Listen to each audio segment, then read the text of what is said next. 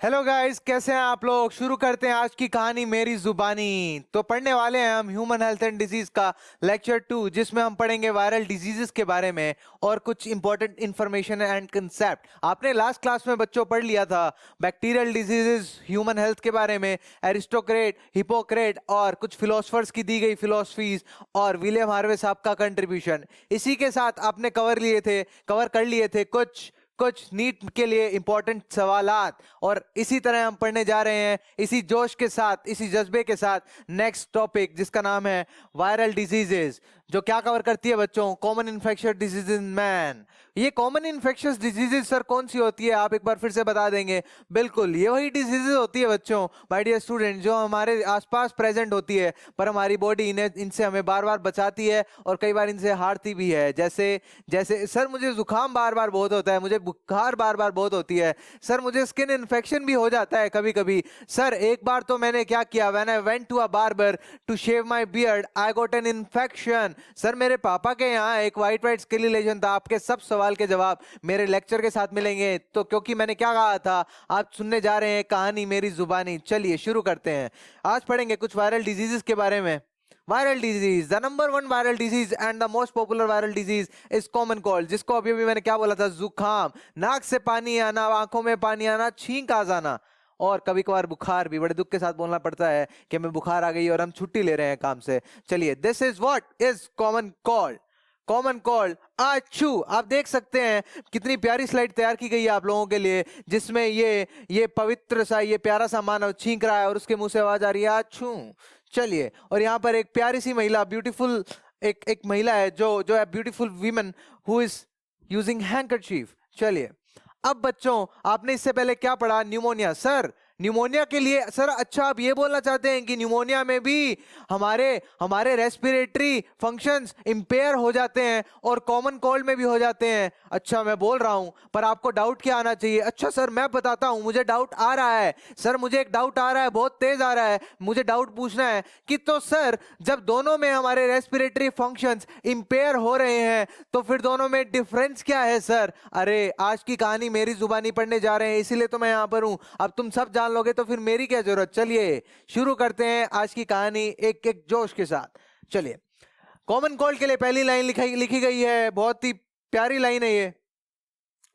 Common cold, it infects nose and respiratory passage but not lungs. अच्छा sir, what you want to say is pneumonia में lungs infect होते थे। Yes my dear students, बिल्कुल, a very good point to catch। मुझे पता है आप सभी के दिमाग में ये चीज पहले से आ गई होगी, आप क्योंकि आप सभी ने मुझे ध्यान से सुना होगा। लास्ट क्लास में मैंने जोर जोर से बोला था, चीख चीख के बोला था कि न्यूमोनिया के अंदर लंग्स इन्फेक्ट होते हैं। अच्छा सर एक बार फिर से बता दीजिए इसके बारे में। बेसिकली न्यूमोनिया में हमारी एल्वियोलाई इन्फेक्ट होती है, हमारे लंग्स इन्फेक्ट होते हैं और कभी कभार एल्वियोलाई में क्या हो जाता है बेटा, फ्लूइड इकट्ठा हो जाता है। और सीवियर कंडीशन में क्या होता है, हमारे हमारे हमारे हमारे जो नेल्स होते हैं या लिप्स होते हैं वो ब्लूइश टू ग्रे में कन्वर्ट हो जाते हैं, ग्रे टू ब्लूइश में कन्वर्ट हो जाते हैं। आप सोच के बताइएगा, आपके एनसीईआरटी में लिखा है, लास्ट लेक्चर में लिखा है। ये आपका एक सवाल है मुझसे, ये मेरा एक सवाल है आपसे। चलिए, बट नॉट लंग्स, यानी कि न्यूमोनिया में बच्चों क्या होता है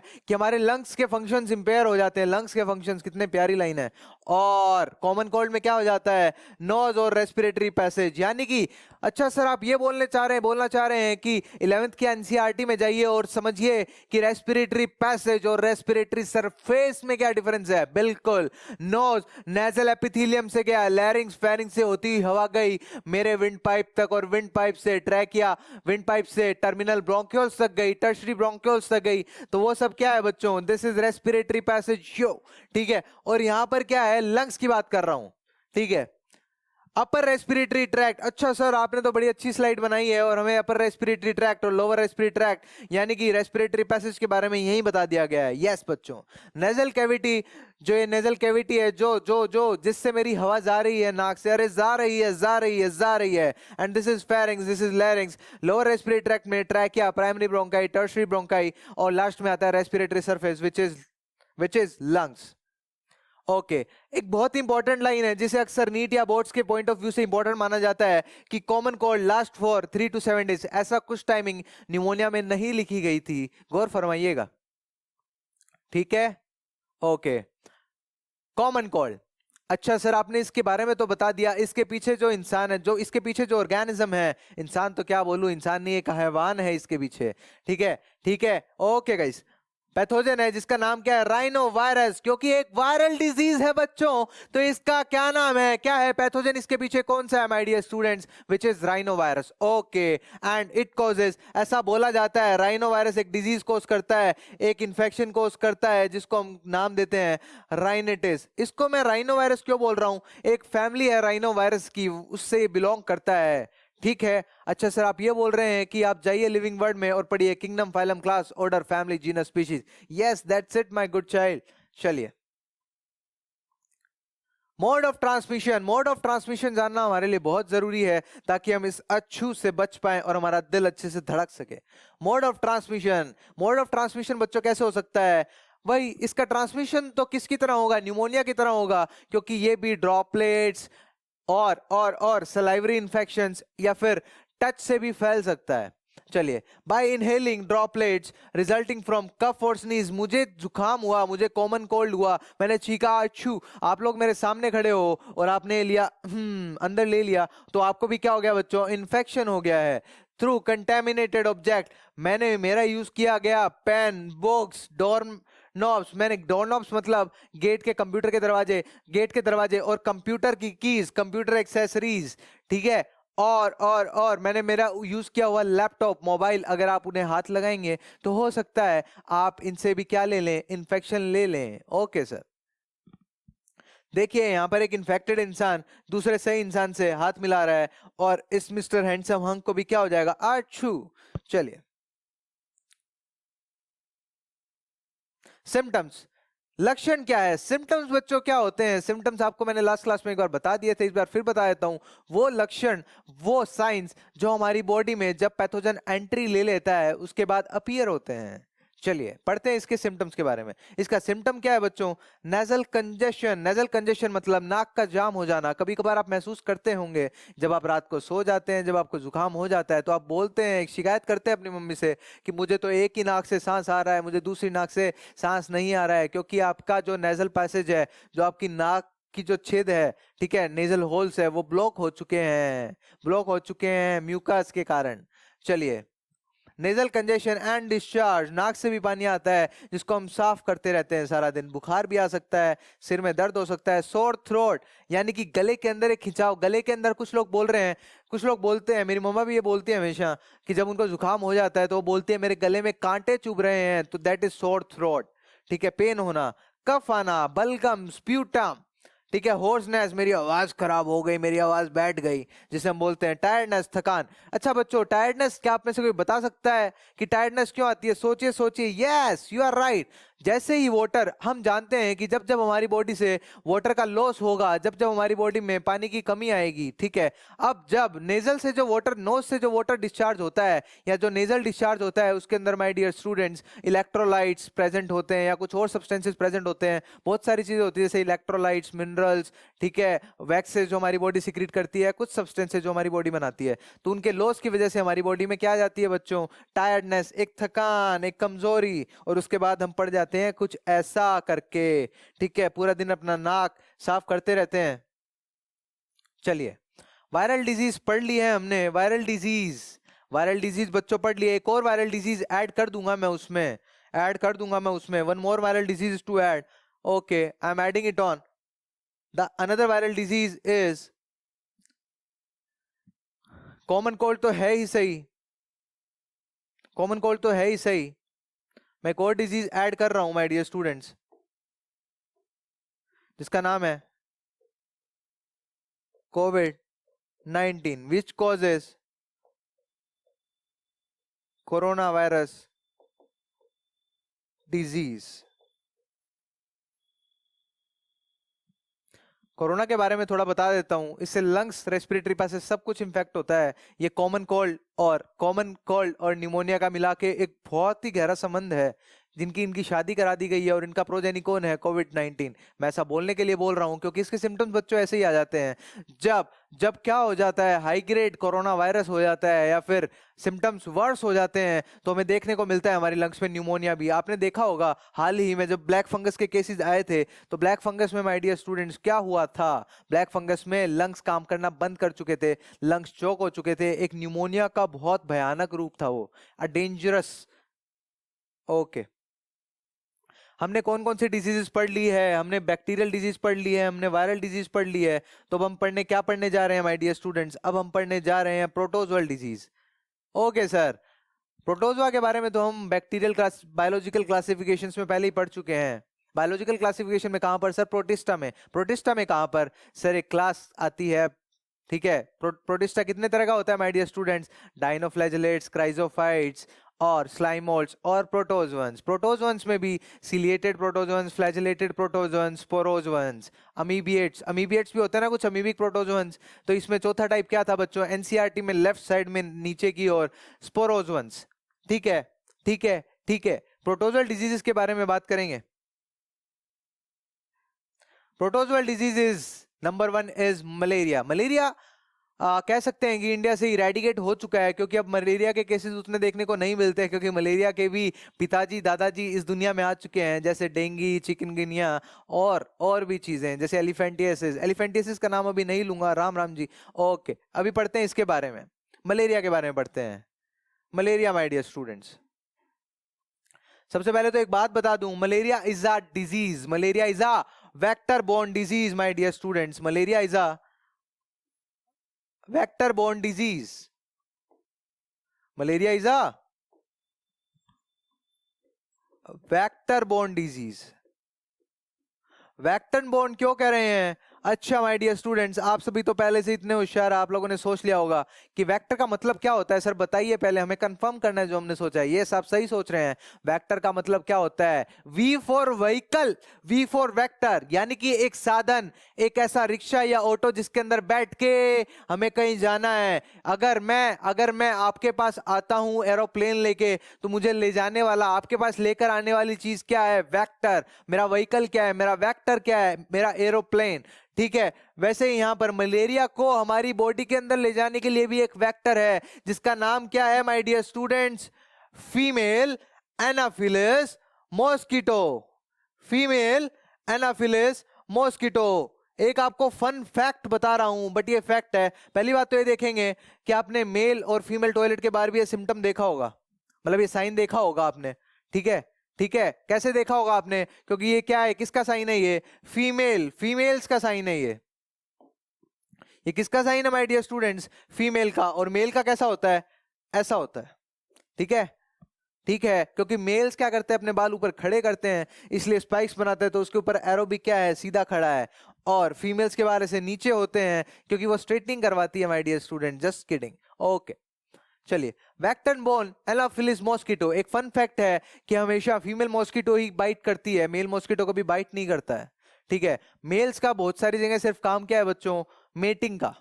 ठीक है, आप स्लाइड में भी देख सकते हैं, यहां पर एक मलेरिया की स्लाइड है। ये वो ह्यूमन बीइंग है जिसके अंदर मलेरिया घुस चुका है, जिसके अंदर मलेरिया मलेरिया कॉजिंग प्रोटोजोअन घुस चुका है, और वहां पर क्या कर रहा है? ये कुछ स्लाइड है जिसको बोलते हैं पेरिफेरल स्मीयर स्लाइड, जिसके अंदर आरबीसी अफेक्ट हो चुके हैं। ठीक है, ओके गाइस, नेक्स्ट पढ़ते हैं इसका mode of transmission. Mode of transmission क्या है माय डियर स्टूडेंट्स? अभी बताया है मैंने, मोड ऑफ ट्रांसमिशन क्या है? मोड ऑफ ट्रांसमिशन है फीमेल एनाफिलिस मॉस्किटो की बाइट से। फीमेल एनाफिलिस मॉस्किटो की बाइट से। जब जब फीमेल एनाफिलिस मॉस्किटो आके हमें काटेगी, चू, ठीक है, जब जब हमारे अंदर मलेरिया घुस जाएगा। बट इससे पहले एनसीईआरटी एक और लाइन भी लिखती है। एनसीईआरटी कहती है कि previously infected female anopheles mosquito, तो यहां पर इसको एडिट करेंगे और लिखेंगे by biting of previously infected. Previous को लिख रहा हूं मैं PREV short form, previously infected female anopheles mosquito, क्योंकि ये भी तो जरूरी है माय डियर स्टूडेंट्स कि इंसान का बुरा होने के लिए उसमें क्या होनी चाहिए, बुराई होनी चाहिए, वरना वो इंसान तो इंसान नॉर्मल इंसान है सबकी तरह। वैसे यहाँ पर क्या है, ये फीमेल एनाफिलिस मॉस्किटो भी पहले क्या होनी चाहिए बच्चों, इन्फेक्टेड होनी चाहिए। इसके अंदर भी पहले क्या प्रेजेंट होना चाहिए, मलेरियल प्रोटोजोअन प्रेजेंट होना चाहिए। चलिए, सिम्टम्स यानी कि सर इसके साइन क्या होते हैं। सबसे पहले मैं मलेरिया के बारे में आपको कुछ बता दूं, मलेरिया के बारे में आपको कुछ बता देता हूं मैं। मलेरिया के बारे में इस स्लाइड पे कुछ बता देता हूं, इस स्लाइड को थोड़ा सा खाली करके, ठीक है। मलेरिया की कहानी कुछ ऐसी है माय डियर स्टूडेंट्स, कि सबसे पहले तो ये क्या करता है, हमारे अंदर घुसता है। कैसे घुसता है सर, आप तो ये आप बताने वाले हैं, तो ओके। ये जैसे मान लीजिए कि एक मॉस्किटो है जो कि फीमेल है और प्रीवियसली क्या है, इन्फेक्टेड है, यानी कि फीमेल एनाफिलिस मॉस्किटो। मेरी ड्राइंग उतनी अच्छी नहीं है। अब ये आए भाई साहब, बहन जी आई, और एक ह्यूमन को इन्होंने क्या किया, काट दिया। हैप्पी सा इंसान था ये मेरी तरह, जिसके सिर पे 4 बाल थे, ठीक है, और इसको इसने काट दिया। अब इसकी बॉडी में इसने कुछ इंजेक्ट किया होगा, अपने बाइट से, अपने माउथ से कुछ इंजेक्ट किया होगा, जिसके कारण इसके अंदर क्या हो गया बच्चों, मलेरिया हो गया। मलेरिया हुआ तो मलेरिया के बहुत सारे सिम्टम्स आए। एनसीईआरटी लिखती है कि मलेरिया के जो सिम्टम्स है वे क्या क्या है बच्चों, चिल्स, फीवर और स्वेटिंग।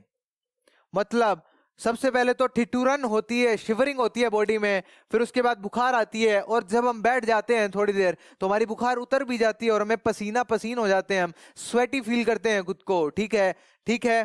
चलिए, अब आपका सवाल ये है कि इस फीमेल इन्फेक्टेड, ये इन्फेक्ट कैसे होगी, प्रीवियसली इन्फेक्ट कैसे होगी फीमेल मॉस्किटो, बिल्कुल होगी। यहां पर एक सैड सा इंसान है जिसको क्या है बच्चों, मलेरिया है पहले से, तो इसको इसने पहले काट रखा था, इसको इसने काटा और इसको क्या हो गया, फीमेल एनाफिलिस मॉस्किटो को ये खुद मलेरियल इन्फेक्ट हो गई। बट ये मरती थोड़ी है मलेरिया से, क्योंकि मलेरिया हमारे लिए क्या है, डेंजरस, इसके लिए नहीं है, ये सर्वाइव कर जाती है, ठीक है।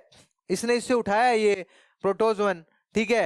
अब मैंने अभी तक आपको ये नहीं बताया है कि मलेरिया का कॉजेटिव ऑर्गेनिज्म कौन सा है, तो इसने क्या उठाया बच्चों, प्लाज्मोडियम नाम का एक प्रोटोजोन। प्लाज्मोडियम जिसके कितने वेक्टर हैं, एक वेक्टर है, यानी कि बट होस्ट कितने हैं बच्चों, 2 होस्ट है। एक बात बता देता हूं मैं आपको, होस्ट किसे कहते हैं, जो होस्ट करता है, जैसे आपने सुना होगा पार्टी होस्ट करना, या फिर किसी चीज को होस्ट करना, या फिर किसी किसी अवार्ड शो को होस्ट करना। जैसे आपने देखा होगा शाहरुख खान, करण जौहर, सलमान खान, इन सबको एक अवार्ड शो होस्ट करते हुए, मतलब ये क्या करते हैं, वो सारी फैसिलिटीज, वो सारी चीजें क्या करते हैं, कन्वे करते हैं लोगों को मैसेजेस। तो यहाँ पर क्या हो रहा है, जो प्लाज्मोडियम है, सबसे पहले तो इसने अपना बंदी किसे बनाया, अपना बंदी किसे बनाया, इस फीमेल एनाफिलिस मॉस्किटो को। इसके अंदर गया, अपनी मल्टीप्लिकेशन शुरू की, मैं बताऊंगा आपको मैकेनिज्म फिर से, ठीक है, अभी तक मैंने नहीं बताया है। और बाद में इस हैप्पी इंसान को क्या किया, बाइट कर लिया। तो इसके कितने होस्ट हुए माय डियर स्टूडेंट्स, 2 होस्ट हुए। अब मैं आपको बता देता हूं कुछ एक्सक्लूसिव इंफॉर्मेशन। जो होस्ट जो है वो हमेशा 2 तरीके के होते हैं, एक को बोलते हैं प्राइमरी, एक को बोलते हैं secondary. Primary host and secondary host. Primary host my dear students वो होंगे जिनमें क्या होगा my dear students, sexual reproduction. और सेकेंडरी होस्ट वो होते हैं जो सिर्फ मदद करते हैं ग्रोथ में, क्योंकि वो प्रोवाइड क्या करते हैं my dear students, nutrition. Are you getting guys. चलिए, यहाँ पर इन्फेक्टेड मेल या फीमेल से, फीमेल एनाफिलिस मॉस्किटो ने क्या लिया, सबसे पहले क्या लिया बच्चों, मलेरियल पैरासाइट लिया, जिसका नाम क्या बताया मैंने अभी अभी, प्रोटोजोअन। कौन सा protozoan my dear students, plasmodium, ठीक है, जिसका नाम क्या है, प्लाज्मोडियम। तो यहां पर आप, मैंने बता दिया है कि आपको 2 तरह के होस्ट होते हैं, प्राइमरी होस्ट और सेकेंडरी होस्ट। तो यहां पर अब सस्पेंस आपके दिमाग में ये होगा कि सर मॉस्किटो को कौन सा होस्ट बोले और ह्यूमन बॉडी को कौन सा होस्ट बोले। इसी के साथ हम पढ़ते हैं आगे।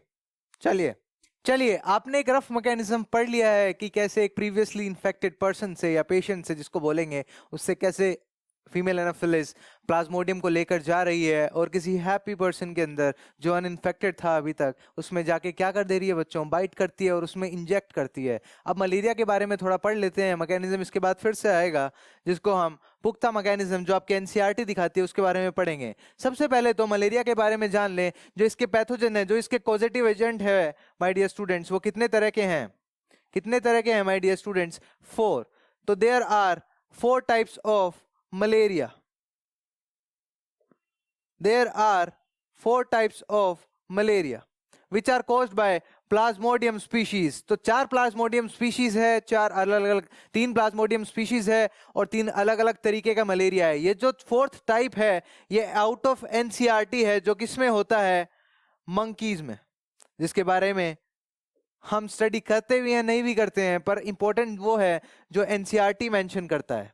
प्लाज्मोडियम की कौन कौन सी स्पीशीज है जिसे एनसीईआरटी मेंशन करता है, वो है Plasmodium vivax, Plasmodium malariae, Plasmodium falciparum, and point to be noted my lord, plasmodium falciparum causes most serious and malignant malaria, most serious and malignant, यानी कि this one is most fatal, जानलेवा भी हो सकता है। और एक टर्म लिखती है NCERT, incubation period. Incubation period my dear students, इसका मतलब ये होता है कि वो ऑर्गेनिज्म आपकी बॉडी में कितने दिन तक रह रहा है बिना किसी सिम्टम को कॉज करे और डैमेज करते हुए, ठीक है। तो इसका सबसे ज्यादा लंबा होता है माय डियर स्टूडेंट्स, ठीक है। चलिए,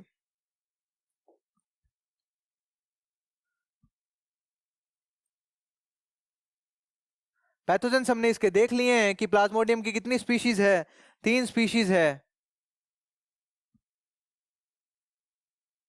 प्लाज्मोडियम की 3 स्पीशीज है और मोड ऑफ ट्रांसमिशन क्या है मैंने आपको पहले ही बता दिया है। जब एक फीमेल एनाफिलिस मॉस्किटो बाइट करेगी तो प्लाज्मोडियम क्या करेगा, ट्रांसफर होगा through the bite of female anopheles mosquito.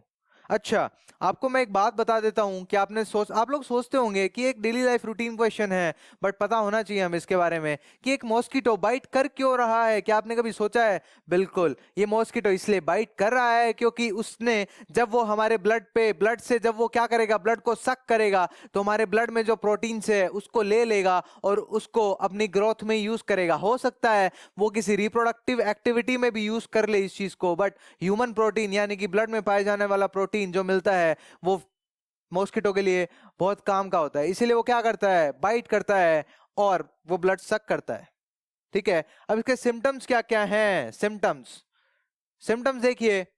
अच्छा, प्लाज्मोडियम जो है डिवीजन करना शुरू करेगा तो उसके अंदर एक पिगमेंट, एक टॉक्सिक सब्सटेंस प्रोड्यूस होता है जिसको हम क्या कहते हैं, hemozoin. Hemozoin, a toxic substance released by plasmodium, causes chills and high fever during reoccurring every 3 to 4 days। मतलब हर 3 से 4 दिन में क्या होगी, मलेरिया के सिम्टम्स फिर से रीअपीयर होंगे और हमें बुखार आएगी, सर्दी लगेगी, स्वेटिंग होगी, जो मैंने आपको शुरुआत में भी बता दिया था, chills, fever and sweating my guys, ठीक है।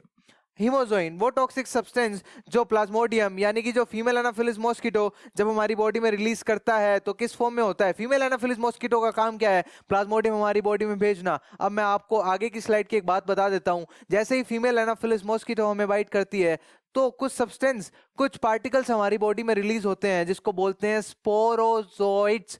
तो स्पोरोजोइट्स, गौर से फिर से सुनेंगे मेरी बात, स्पोरोजोइट्स, SPOROZOITES, स्पोरोजोइट्स क्या होते हैं, हमारी बॉडी में एंटर करते हैं और जैसे ही वो स्पोरोजोइट्स हमारी बॉडी में मल्टीप्लाई करके जब बर्स्ट होते हैं तो उससे एक सब्सटेंस निकलता है जिसका नाम है हीमोजोइन। और हीमोजोइन को क्या कहते हैं बच्चों, टॉक्सिक सब्सटेंस ऑफ प्लाज्मोडियम, ठीक है। अब वो टॉक्सिक सब्सटेंस जब जब स्पोरोजोइट्स फटेंगे, जब जब स्पोरोजोइट्स बर्स्ट होंगे, वो टॉक्सिक सब्सटेंस रिलीज होगा और हमारी बॉडी में सिम्टम्स अपीयर होंगे जैसे चिल्स, फीवर, स्वेटिंग, ठीक है। यहाँ पर आप देख सकते हैं एक फीमेल एनाफिलिस मॉस्किटो कैसे ब्लड सक कर रही है और देखिए ये ग्लैंड क्या है, रेड है, क्योंकि यहाँ पर क्या है, ब्लड स्टोर हो रहा है।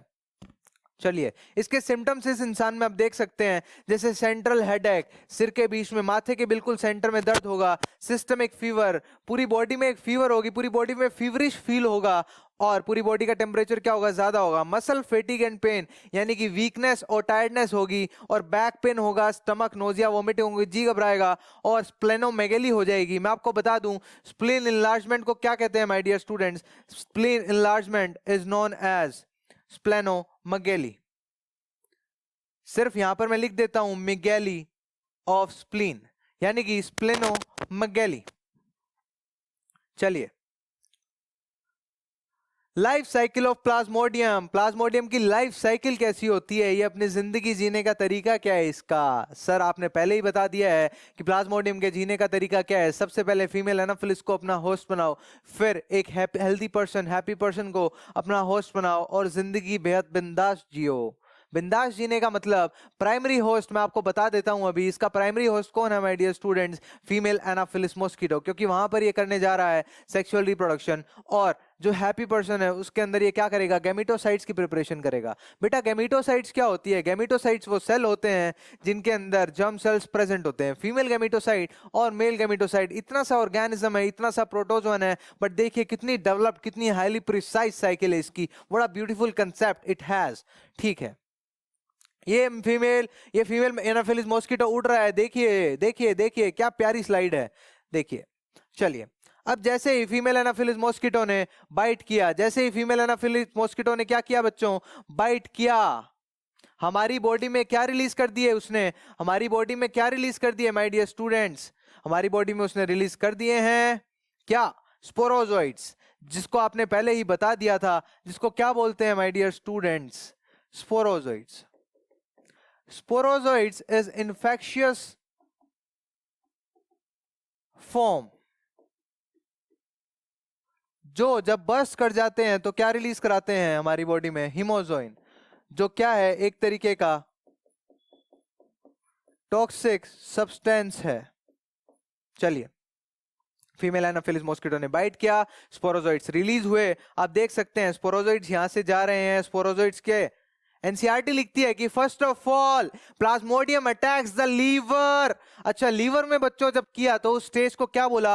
Liver stage. लीवर में होने वाली प्लाज्मोडियम की स्टेज को क्या बोला? Liver stage. अब लीवर स्टेज में लीवर में क्या हुआ? मल्टीप्लाई करना शुरू किया, तो उसने क्या किया? वहां पर लीवर को अफेक्ट किया, वहां पर जो आरबीसी बन रहे थे उनके अंदर वो चला गया, और इस आरबीसी में जाने के बाद उसने क्या किया my dear students? Asexual blood cycle में एंट्री ली। क्यों एसेक्सुअली? क्यों? क्योंकि सर आपने हमें बता दिया है कि फीमेल एनाफिलिस मॉस्किटो में तो क्या होती है? सेक्सुअल स्टेज होती है, क्योंकि वो क्या है बच्चों? प्राइमरी होस्ट है। मैं आपको बता देता हूं, अभी फिर से बताऊंगा। जो फीमेल एनाफिलिस मॉस्किटो है उसके अंदर रिप्रोडक्शन होता है उसकी गट में, और वहां से क्या होता है? वहां से स्पोरोजोइड्स की फॉर्म में वो सलाइवरी ग्लैंड में स्टोर होते हैं। फिर जब कभी किसी हेल्दी इंडिविजुअल को वो फीमेल एनाफिलिस मॉस्किटो बाइट करेगी तो उसमें से क्या ट्रांसफर हो जाएगा my dear students? Plasmodium transfer हो जाएगा। ठीक है, चलिए।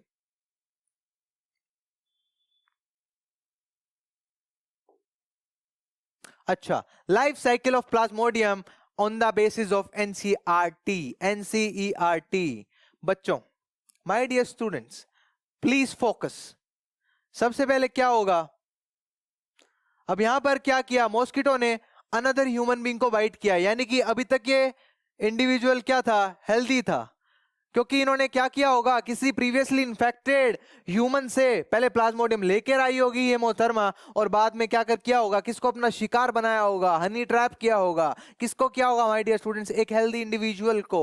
और इसमें क्या इंजेक्ट किया होगा? स्पोरोजोइड्स। स्पोरोजोइड्स पैरासाइटिक फॉर्म है जो ह्यूमन बॉडी में एंटर करते हैं। पैरासाइट जैसे ही, यानी कि यहां पर बार बार मैं बोलना चाहूंगा, इसको लिख लीजिएगा आप, स्पोरोजोइड्स। जैसे ही स्पोरोजोइड्स हमारे लीवर के अंदर पहुंचते हैं वो ब्लड सेल्स के साथ मल्टीप्लाई करना शुरू करते हैं और हमारे आरबीसी को अपना रैन बसेरा बना लेते हैं। अब एसेक्सुअल रिप्रोडक्शन कहां पर होता है? लीवर सेल्स में होगा। अब घमासान युद्ध कहां होगा? लीवर सेल्स में। यहां पर युद्ध क्यों? क्योंकि यहां पर इसके द्वारा जो डेवलप सेल्स होते हैं, जो इससे बनते हैं, the cells which are developed in liver start getting burst, फटना शुरू होते हैं, और एसेक्सुअल रिप्रोडक्शन आरबीसी में होता है, और बस्टिंग आरबीसी रिलीज करते हैं हीमोजोइन, जिसको क्या कहते हैं my dear students? Toxic substance. चलिए, और ये टॉक्सिक सब्सटेंस की वजह से हर 3 से 4 दिन में सिम्टम्स रिकर होते हैं। एनसीईआरटी लिखती है recurring of symptoms my dear students. चलिए, अब देखिएगा, आप नजारा देखो। गैमेटोसाइट्स डेवलप हुए क्योंकि मेल और फीमेल गैमेटोसाइट्स ह्यूमन बॉडी में डेवलप होते हैं, क्योंकि यहां पर क्या हुआ? एसेक्सुअल फेज प्लाज्मोडियम का आरबीसी में पूरा हो चुका है। प्लाज्मोडियम में जब आरबीसी में पूरा हुआ, प्लाज्मोडियम का एसेक्सुअल फेज जब आरबीसी में पूरा हुआ, तो उससे क्या निकले? उसके बस्ट के कारण, उसके आउटबस्ट के कारण उससे निकले स्पोरोजोइड्स, यानी कि गैमेटोसाइट्स निकले। गैमेटोसाइट्स जब निकले तो वो 2 तरीके के थे, मेल और फीमेल। अब क्या हुआ? फीमेल इन्फेक्टेड, जो non infected female anopheles mosquito थी, वो आई और इस अनइन्फेक्ट या अनहेल्दी इंडिविजुअल को उसने क्या किया? बाइट किया, और इससे मेल और फीमेल गैमेटोसाइट्स अपने अंदर लिए और उड़ चली मैं। और वहां से निकल गई फीमेल मॉस्किटो ने, वो वहां से क्या किया, ब्लड से सक करे गैमेटोसाइट्स, फर्टिलाइजेशन और डेवलपमेंट हुई मॉस्किटो की गट में। गट का मतलब क्या होता है, एलिमेंट्री कैनाल। एनसीईआरटी एक लाइन लिखती है कि fertilisation and development occurs in mosquito's gut, तो इसको बिल्कुल ध्यान से याद कर लेंगे, बिल्कुल लोहे की लकीर मान लेंगे, क्योंकि इसके बहुत ज्यादा चांसेस है आपके नीट 2023 में आने के, क्योंकि 2022 तो हो चुका है।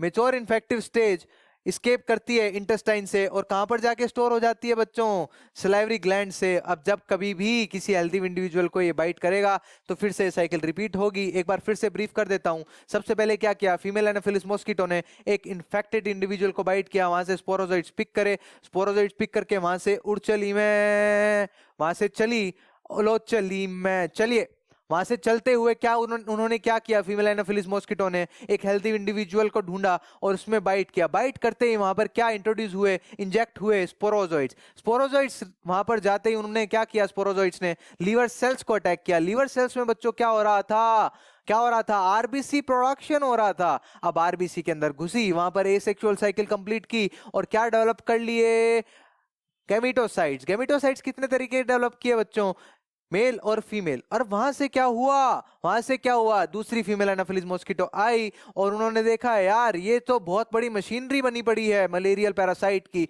वहां से उन्होंने मलेरियल पैरासाइट यानी कि प्लाज्मोडियम को उठाया, पिकअप किया और किसी मेरे जैसे हेल्दी इंडिविजुअल को आके बाइट किया और मलेरिया कोज कर दिया। हाँ कि ना, क्या आप सभी को समझ में आई ये चीज? बड़ा प्यारी साइकिल है, बड़ी प्रिसाइज सी साइकिल है। चलिए नेक्स्ट, प्रोटोजोवन डिजीज, जिसका नाम क्या है माय डियर स्टूडेंट्स, अमीबियासिस, और इसको क्या बोलते हैं, अमीबिक डिसेंट्री। सर मेरा एक डाउट है कि एनसीईआरटी तो लिखती है, एनसीईआरटी तो लिखती है डिसेंट्री को, एनसीईआरटी लिखती है डिसेंट्री को, गौर फरमाइएगा। एनसीईआरटी ने दो तरह की डिसेंट्री दी है। एक डिसेंट्री तो है बैक्टीरियल, दूसरी डिसेंट्री कौन सी है माय डियर स्टूडेंट्स, प्रोटोजोअल।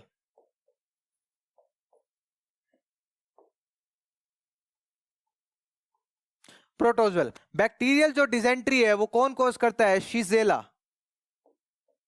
इसकी फैमिली है my dear student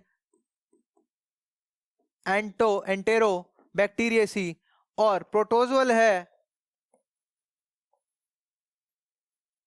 amoeba histolytica, जिसका पूरा नाम है एंड अमीबा हिस्टोलाइटिका।